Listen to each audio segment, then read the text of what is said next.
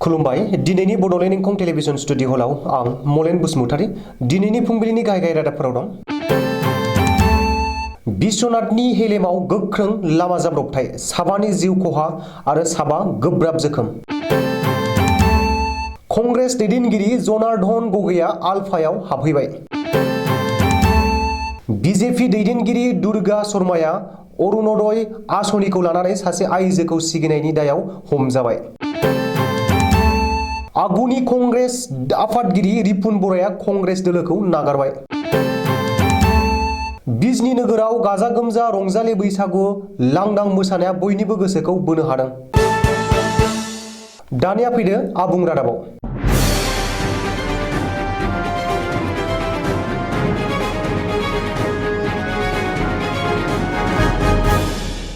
बिश्वनाथ जिल्लानि हेलेम थानानि बेन्दोंआव राङाजान थाखावबारियाव गोख्रों लामा जाब्रबथायजों साबा बर' लाइमोनफोरनि जिउ खहा जादों आरो साबा गोब्राब जोखोम जादों। सुलुङाव फोरमायनाय बादिब्ला सनिबारखालि मोनायाव AS 25 DC 7414 नम्बरनि बलेर' पिकआप गारिजों सा 20सो बर' लाइमोनफोरा बैसागु मोसानायाव बाहागो लानो थांदोंमोन। बे समावनो बे जाब्रबथाया जादों। बे जाब्रबथायाव सानै लाइमोन हौवा आरो साथाम लाइमोन हिनजावसाफोरा जायगायावनो जिउ गोमादों। थैनायफोरनि मुङा फारियै सन्जय बसुमतारी, फुलिमान बसुमतारी, राधिका दैमारी, बरनाली बर' आरो तुतुमनि बर' होननानै सुलुङाव फोरमायदों। बिनि अनगायैबो साबाया गोब्राब जोखोम जादों। पुलिसनि सुलुङाव फोरमायनाय बादिब्ला थैनाय गोथै देहाखौ पस्ट मर्टेम खालामनो बिहालिनि सिभिल हस्पिटालाव दैथायहरनाय जादों आरो जोखोम जानायफोरखौ जायगायावनो हेलेम देहा फाहामसालियाव सिगां थिसननाय जादोंमोन। बिसोर गासैखौबो सा गारिबिल गामिनि होननानै मिथिनो मोननाय जादों। परेश बरुवाजों दैदेनजानाय आलफा उदांआव बे खेबाव राजनीतिक दैदेनगिरिफोराबो गोरोबफाहैबाय। सुलुङाव फोरमायनाय बादिब्ला तिनिसुकिया जिल्लानि कंग्रेस कमिटिनि लेङाइ आफादगिरि जनार्दन गगैआ आलफा उदांआव हाबहैबाय। बे खौरांखौ गावनो जनार्दन गगैआ ससियेल मिडियायाव गावनि फेसबुक पेजआव फोसावदों। आथिखालाव खर'सा आसामनि गोबां लाइमोनफोरा आलफायाव जगदान होनायखौ नोजोराव गोग्लैदों। बिनि सिगाङाव सोरबा बिसि फिसा गारनानै आरो सोरबाया फिसाय आरो गथ'फोरखौ नागारलांनानै आलफा उदांआव हाबहैनाय खौरां मोननाय जादोंमोन। गुवाहाटी मिउनिसिपाल कर्परेसन बिसायख'थिनि सिगां बिजेपि दैदेनगिरि दुर्गा शर्माया अन्जना रम्पी मुंनि सासे आइजोखौ अरुणोदय आसनिनिफ्राय मुं दाननो सिगिनायनि आरो गावनि थंखौ दोनखोमानानै 420 खालामनायनि दायाव गुवाहाटी नुनमाथि थानानि पुलिसजों हमजाबाय। मख'नो गोनांदि फैगौ 22 एप्रिलाव गुवाहाटी मिउनिसिपाल कर्परेसननि बिसायख'थि जागोन।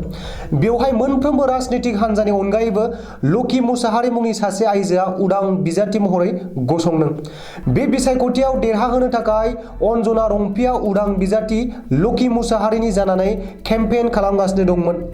बेखायनो बिजेपि दैदेनगिरि दुर्गा शर्माया अरुणोदय आसनिनिफ्राय मुं बोखारनो थाखाय हुमखि होदोंमोन। उनाव पुलिस थानायाव एजाहार होनायलाय नुनमाथि पुलिसआ दुर्गा शर्माखौ एरेस्ट खालामदों।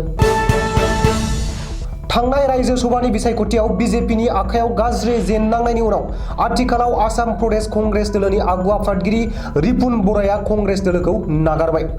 बैसागुनि 3थि सान रबिबारखालि रिपुन बराया गावनि कंग्रेस सोद्रोमाजों लोगोसे गासैबो बिबाननिफ्राय आजिरा लाबाय। मानो होनोब्ला आथिखालाव भुपेन बरानि दैदेननायाव कंग्रेस दोलोआव आब्रुथिनि आंखाल फैनायखौ नुनो मोनदों।